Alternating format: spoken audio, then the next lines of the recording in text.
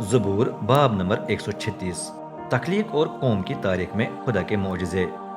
رب کا شکر کرو کیونکہ وہ بھلا ہے اور اس کی شفقت ابدی ہے۔ خداؤں کے خدا کا شکر کرو کیونکہ اس کی شفقت ابدی ہے۔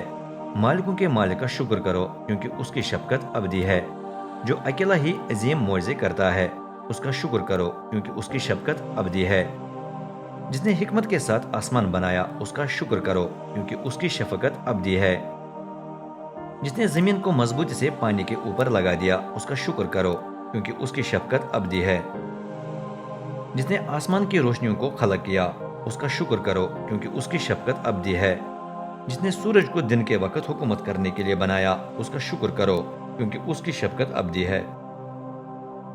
جس نے چاند اور ستاروں کو رات کے وقت حکومت کرنے کے لیے بنایا اس کا شکر کرو کیونکہ اس کی شفقت ابدی ہے۔ جس نے مصر میں پہلوؤں کو مار ڈالا اس کا شکر کرو کیونکہ اس کی شفقت ابدی ہے۔ جو اسرائیل کو مصریوں میں سے نکال آیا اس کا شکر کرو کیونکہ اس کی شفقت ابدی ہے۔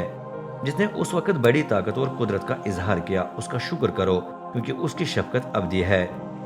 جس نے بحر کلزم کو 2 حصوں میں تقسیم کر دیا اس کا شکر کرو کیونکہ اس کی شفقت ابدی ہے۔ جس نے اسرائیل کو اس کے بیچ میں سے گزرنے دیا اس کا شکر کرو کیونکہ اس کی شفقت ابدی ہے۔ جس نے فرعون اور اس کی فوج کو بحر کلزم میں بہا کر غرق کر دیا اس کا شکر کرو کیونکہ اس کی شفقت ابدی ہے۔ جس نے ریگستان میں اپنی قوم کی قیادت کی اس کا شکر کرو کیونکہ اس کی شفقت ابدی ہے۔ جس نے بڑے بادشاہوں کو شکست دی اس کا شکر کرو کیونکہ اس کی شفقت ابدی ہے۔ جس نے طاقتور بادشاہوں کو مار ڈالا اس کا شکر کرو کیونکہ اس کی شفقت ابدی ہے۔ جس نے اموریوں کے بادشاہ صہیون کو موت کے گھاٹ اتارا اس کا شکر کرو کیونکہ اس کی شفقت ابدی ہے۔ جس نے بسن کے بادشاہ عوج کو ہلاک کر دیا اس کا شکر کرو کیونکہ اس کی شفقت ابدی ہے۔ جس نے ان کا ملک اسرائیل کو میراث میں دیا اس کا شکر کرو کیونکہ اس کی شفقت ابدی ہے۔ جس نے ان کا ملک اپنے خادم اسرائیل کی موروثی ملکیت بنایا اس کا شکر کرو کیونکہ اس کی شفقت ابدی ہے۔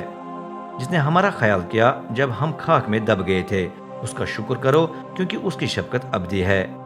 جس نے ہمیں ان کے قبضے سے چھڑایا جو ہم پر ظلم کر رہے تھے اس کا شکر کرو کیونکہ اس کی شفقت ابدی ہے۔